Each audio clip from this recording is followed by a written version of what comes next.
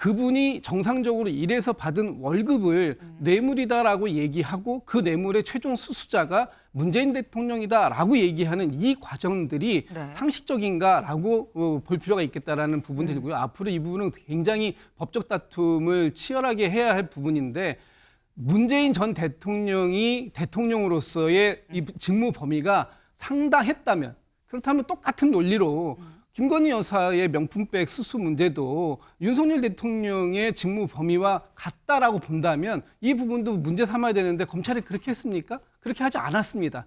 지금 검찰에서 지금 고민하고 있는 건 뭐냐면 같이 경제적 공동체가 되면 문재인 대통령이 줄 생계비를 사실은 이스타항공에서 준 거거든요. 네.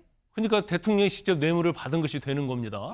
만약에 이 임명과 관련해서 대가성이 인정된다고 한다면. 네. 근데 만약에 이게 서로 독립된 가구고 독립된 생계를 했다고 한다면 제3자가 되는 거예요.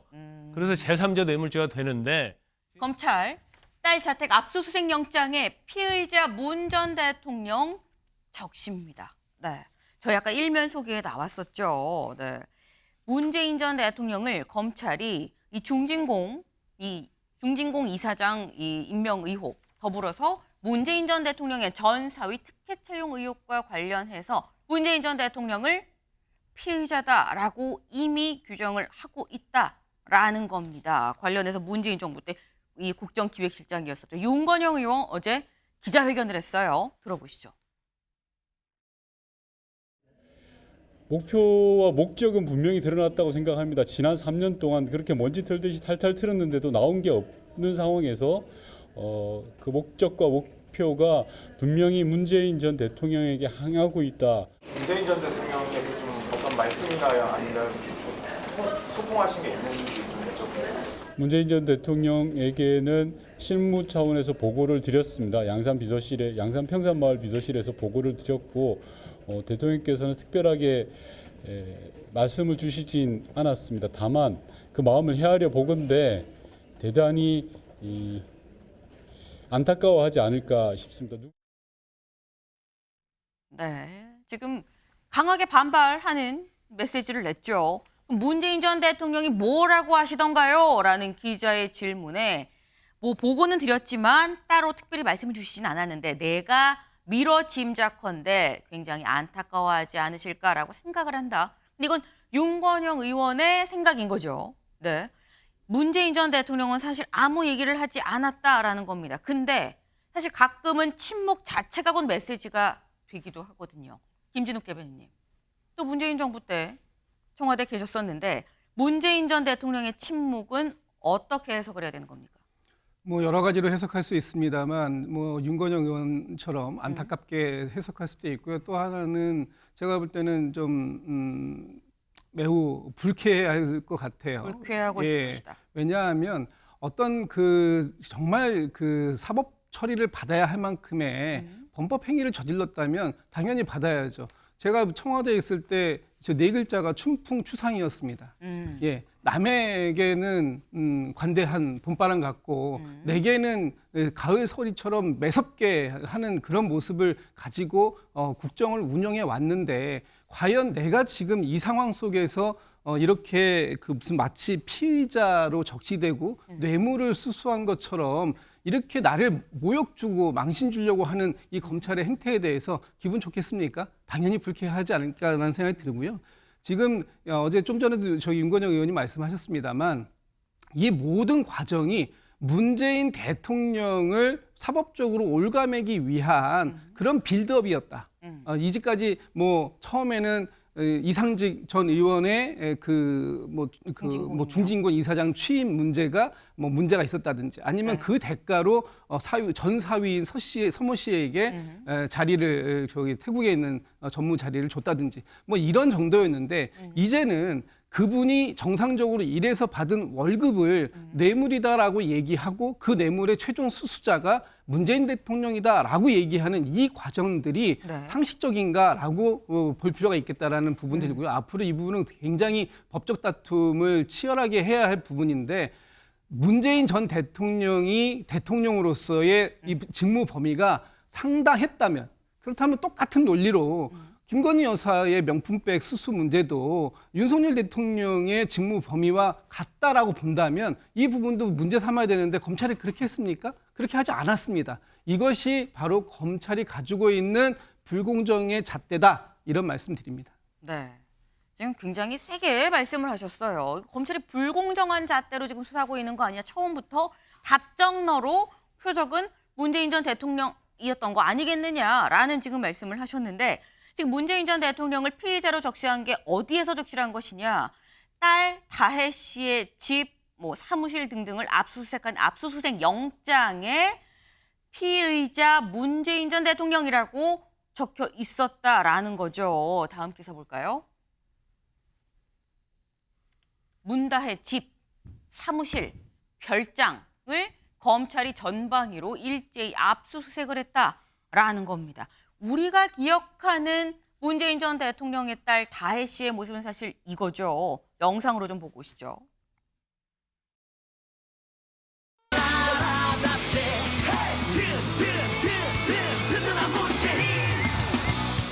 아버지께서는 늘 자신에게 엄격하라고 강조하셨죠. 그 말씀 따르겠습니다. 저와 저희 가족들은 이 자리에서 스스로에게 엄격하게 본분을 지키면서 살겠습니다. 아빠, 긴 선거운동을 마무리하는 오늘 제가 아들 손잡고 광화문 광장에서 함께 하겠습니다.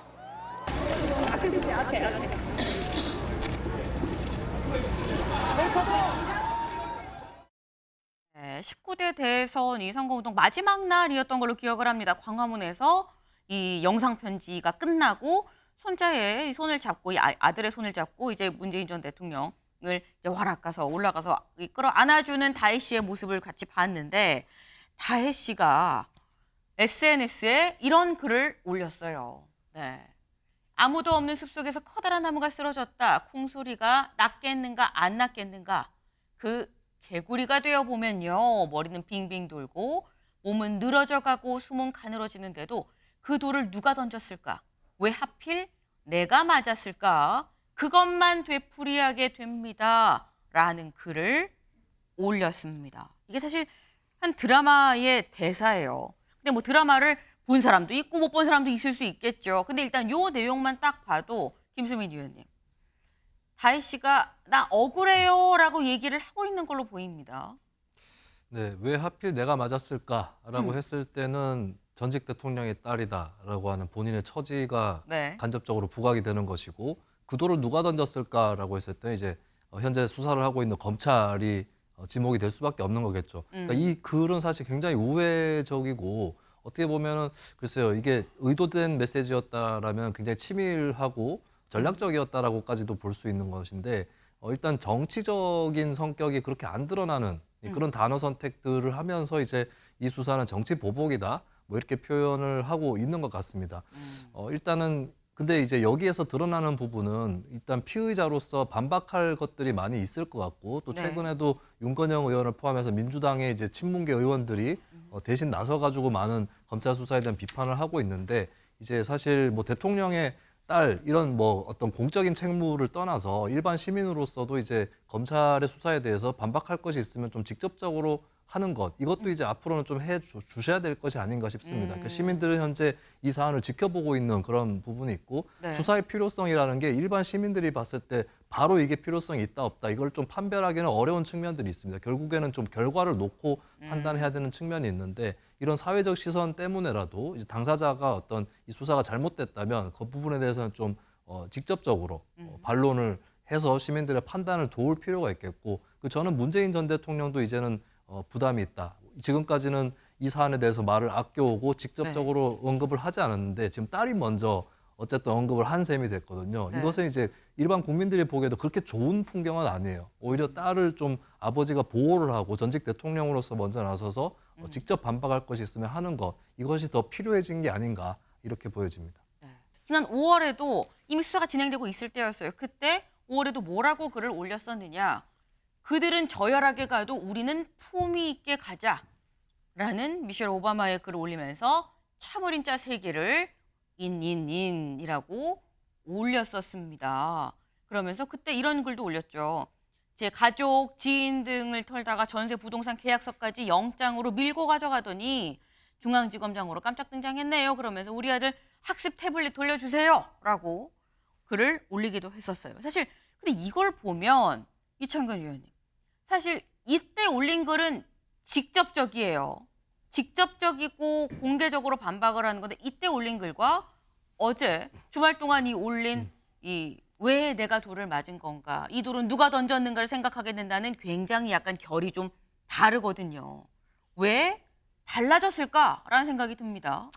제 생각에는 윤건영 의원이 등장한 것처럼 아마 문재인 전 대통령 딸 네. 문다혜 씨가 이제 나서는 것을 아마 공개적으로 자제를 받지 않았을까 하는 그런 생각을 먼저 해봅니다. 왜냐하면 이제 검찰이 압수수색을 했다는 거는 압수수색은 법원에서 영장이 발부되는 겁니다. 네. 그 압수수색도 법원에서 기각을 할 수도 있는 거거든요.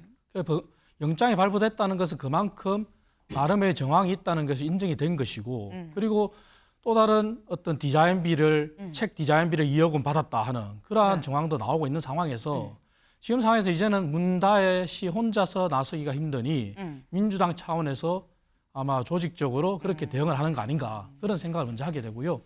하지만 아까 김진욱 대변인께서 말씀하셨지만 무죄 추정의 원칙이 아무리 중요하다 하더라도 네. 검찰의 수사 과정 전체를 가지고 이것을 마치 정치 보복이다 이렇게 보는 것은 타당하지 않다고 봐요. 왜냐하면 검찰이 얘기한 것처럼 법리에 의해서 판단할 것이고 최종 판결은 나중에 법원에서 내려질 겁니다. 하지만 우리가 이미 많은 판례를 본 것처럼 자녀 특혜 채용과 관련해서는 굉장히 엄격합니다. 네. 엄격하고 그 부분에서는 대법원에서도 이미 뇌물죄에 관련돼서 인정한 사례도 있거든요. 그리고 조국 대표 상황도 보면은 장학금 부분도 뇌물죄를 기소했지만 뇌물은 아니다 하더라도 청탁금지법에 해당이 됐단 말이죠. 그렇기 때문에 이 부분은 나중에 법원의 판단과 검찰의 조사 과정 지켜보면 될 일이지 먼저 나서서 정치권에서 민주당이 나서서 이것을 마치 검찰의 정치 보복이다, 정치 공세다 이렇게 가는 것은 합당하지 않다. 좀 더 엄격하게 냉정하게 지켜보고 정말 이번 어제 여야 대표회담 한 것처럼 민생을 위해서 노력했으면 좋겠다 그런 생각입니다. 네. 홍준표 대구시장이 이런 글을 또 올렸습니다. 뭐라고 했느냐. 문 정권 초기에 야당 대표했던 나를 1년 6개월 동안 계좌 추적, 통신 조회하고 내 아들 며느리까지 내사하더니 이제 와서 자기 가족 비리 조사한다고 측근들이 나서서 정치 보복 운운하는 건 후한무치하기 그지없다라고 또 얘기를 했어요. 김진욱 대변인님. 지금 홍준표 시장은 니네도 나한테 그랬잖아. 뭐 지금 이런 얘기를 하고 있습니다. 홍준표 시장님은 요즘에 저기 그 시정 업무가 좀 한가하신가 봐요. 뭐 여기저기에 다 참변을 하시는데 네. 저런 말씀을 하시면 안 되죠. 지금 그 홍준표 시장님이 저런 말씀 하실 거면은 김건희 여사님에 대한 수사에서도 한 말씀 좀 세게 좀 하셔야 되는 거 아닙니까? 지금 국민들의 눈높이에 맞는 수사였습니까? 검찰의 수사 방식이라든지 아니면 검찰에서 수사하고 있는 법 적용이라든지 이런 부분들에 대해서 그러면 모든 국민은 평등하게 해야 된다라는 말씀을 주장하실 거면 그 부분도 같이 말씀을 하셨어야 됐다라는 생각이 좀 듭니다. 네. 근데 지금 일단 검찰은 압수수색 영장으로 쫙 다 좀 조사를 했죠. 상당히 지금 수사가 많이 좀 쭉쭉쭉 속도를 내서 진행이 되고 있다라는 얘기가 될 겁니다. 그럼 이 수사의 관건은 뭐냐? 다음 기사 볼까요? 문일과 경제 공동체, 이상직 임명 대가성 입증이 관건이다라는 거예요. 사실 이 사안 자체가 원래 문재인 전 대통령 내외가 딸 다혜 씨 내외한테 생활비를 대줬었는데 이 전 사위가 이 이상직 이 중진공 이사장을 통해서 타이스타젯에 이 취직을 하고 월급을 받게 되니까 생활비를 안 주게 됐고 그 돈만큼을 사실 원래는 생활비를 줬어야 되는데 주지 않은 생활비만큼을 충분히 뇌물로 인정이 되는 거 아니겠느냐, 금전적 이득을 얻었다라고 보는 게 검찰의 주장인 겁니다. 근데 김광선 변호사님, 사실 그래서 처음에 이 얘기가 나왔을 때 여기 생활비를 줘야 되는데 안 줬고 이렇게 하니까 이게 이쪽으로 간 제3자 뇌물인 건가 그랬는데 그냥 뇌물죄로 바로 적용이 됐거든요. 출가한 딸이랑 경제 공동체라고 볼 수가 있는 거냐라는 얘기가 나올 수 있어요. 이제 제3자 뇌물, 그냥 뇌물 이 차이가 좀 있습니다. 네. 그런데 아마 시청자 여러분도 굉장히 어려우실 거예요. 그런데 이걸 말하기 전에 전제된 사실을 좀 정리를 할 필요가 있어요. 이 사건 자체가 시작된 게 이제 국민의힘에서 4번에 걸쳐서 고발 조치를 합니다. 네. 그래서 검찰에서 수사를 했는데 주로 이스타항공의 이상직 전 의원의 횡령 배임에 주로 수사를 했어요. 네. 근데 수사를 하다 보니까 계좌 추적할 거 아니에요. 거기를 보니까 문대여 씨하고 청와대 경호처 직원들하고 돈 거래가 좀 있었고요. 그다음에 뭐 김정수 여사가 뭐 뭉칫돈을 갖다 5천만 원을 현금으로 해가지고 제3자 통해서 직접 주지 않고 그런 네. 돈이 오갔고 또 출판사에서 2억 2천 뭐 얼마를 또 지급하는 그런 수상한 자금의 흔적이 발견이 된 거예요. 그래서 검찰이 이걸 그냥 놔둘 수 없으니까 그냥 수사를 한 거예요. 이제 그러다 보니까 이 이상직 의원이 2018년 3월에 이스타항공 타이 이스타항공에 문다혜 씨의 남편 대통령의 사위를 전무로 임명을 했거든요. 네. 근데 항공과 관련해서는 아무런 전력이 없어요. 경험이 없는데 그러면서 한 달에 800만 원씩 주고 뭐 비행기를 할지 거주를 할지 이런 것들을 전부 다 제공을 해줍니다. 그게 2억 2,300만 원이에요. 네. 그러면 우리가 생각할 때는 그냥 뭐 근무를 했으니까 돈을 준 거니까 아무런 문제가 없지 않느냐 이렇게 생각할 수 있는데 이제 문제가 어디에서 태동하냐면 그 전에 아마 문다혜 씨 가족이 경제 능력이 없었는가 봐요. 근데 그러다 보니까 대통령실에서 생계비를 지원했어요. 그럼 생계비를 지원했다는 것은 같이 경제적으로 같이 공동체가 아니냐 이제 그런 생각을 할 수 있는 거죠. 그게 지금까지의 얘기인 거죠. 그렇죠. 그랬는데 지금 검찰에서 지금 고민하고 있는 건 뭐냐면 같이 경제적 공동체가 되면 문재인 대통령이 줄 생계비를 사실은 이스타항공에서 준 거거든요. 네. 그러니까 대통령이 직접 뇌물을 받은 것이 되는 겁니다. 만약에 이 임명과 관련해서 대가성이 인정된다고 한다면. 네. 근데 만약에 이게 서로 독립된 가구고 독립된 생계를 했다고 한다면 제3자가 되는 거예요. 그래서 제3자 뇌물죄가 되는데 지금 검찰의 어떤 압수수색 영장을 보면 네. 뇌물죄의 공범으로 돼 있다는 거예요. 그렇죠. 그러면 같이 경제적 공동체, 독립적 생계가 아니고 같이 생계를 한 가족으로 보고 있다 이렇게 볼 수가 있어요. 그래서 검찰 입장에서는 그렇다면 어떤 형태로든지 뭐 이스타항공 월급뿐만 아니라 다른 돈 뭉칫돈이 왔다 갔다 한 내용도 네. 사실은 이건 뇌물과 관련된 것이 아니냐 이제 그 부분을 지금 검찰에서는 수사를 하고 있는 겁니다. 네. 지금 뇌물죄와 제3자 뇌물은 조금 다르다. 뇌물죄는 직접적으로 금전적인 이득이 같다고 치면은 그건 뇌물죄인 거고 그게 아니라 제3자가 나 대신 이득을 얻었다라고 하면 그렇다고 하면 제3자인 건데 이거는 문재인 전 대통령이 매월 주는 생활비가 나가야 되는데 나가지 않았기 때문에 직접적인 이득을 금전적으로 얻었고 그래서 제3자가 아니라 그냥 바로 뇌물죄다. 근데 지금 말씀을 들어보면 사실 만에 하나 좀 저희가 지금 얘기를 하는 게 경제적 공동체 여부를 입증하는 게 그 부분이 상당히 관건이다라고 얘기를 하긴 했습니다만 만약에 이 부분이 입증이 안 되면 혐의를 바꿔서 공소장을 바꿔서 제3자 뇌물죄를 또다시 적용을 할 수도 있겠다라는 생각이 또 들기도 합니다.